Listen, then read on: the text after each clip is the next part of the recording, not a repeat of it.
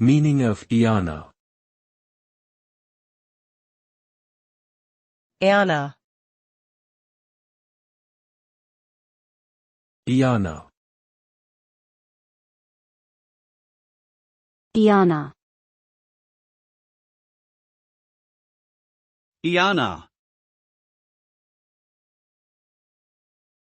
The suffix iana is often used to indicate a collection of information or knowledge about a particular subject. It can refer to a wide range of topics, from art and literature to science or history.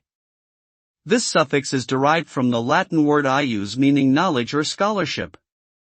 The term iana has been used in numerous contexts, such as bibliographies, exhibitions, and collections.